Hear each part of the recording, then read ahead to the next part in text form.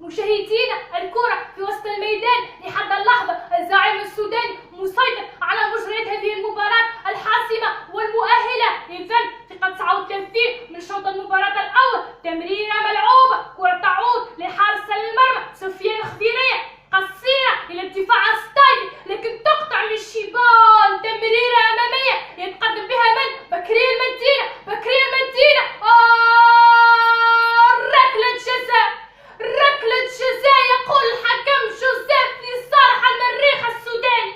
العقرب معذبهم، معلمهم، كبيرهم، أستاذهم. من سيكون في تنفيذ هذه الكرة؟ إنه علاء الدين يوسف. علاء الدين. إذن يوسف الحكم يتقدم عليه محاولة تسديدة وجول. أفرح يا جمهور، أفرح يا جمهور.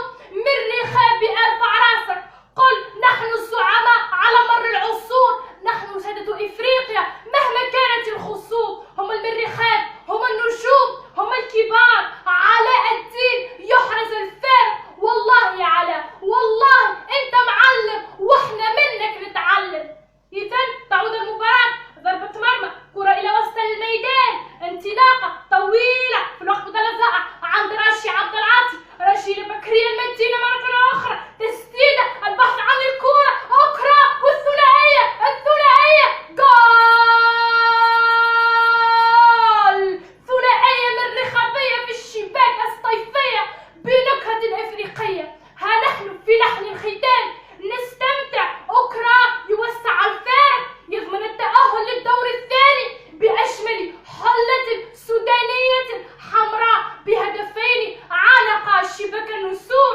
اليوم الشياطين الحمر يقضون على حلم الصيفية في التقرب للكأس ويزيدون حظوظهم في التتويج به.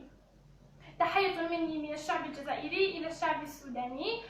جمهور المريخاب هو الجمهور الأكثر حضورا في الملاعب ب50,000 متفرج. في مقدمتهم أول ألتراس في السودان، ألتراس جوارح المريخ، بشعارهم اعتلينا المجد. على مدى الأيام محال ما بنرجع لنرمي للقدام. هذا الألتراس يبدع، يرسم لوحات فنية زاهية باهية، عندهم الابتكار في التشجيع ولو مشوا على رجليهم من أم درمان إلى شندي سيرا على الأقدام، ولو كان ذلك برا أو بحرا حتى خارج السودان.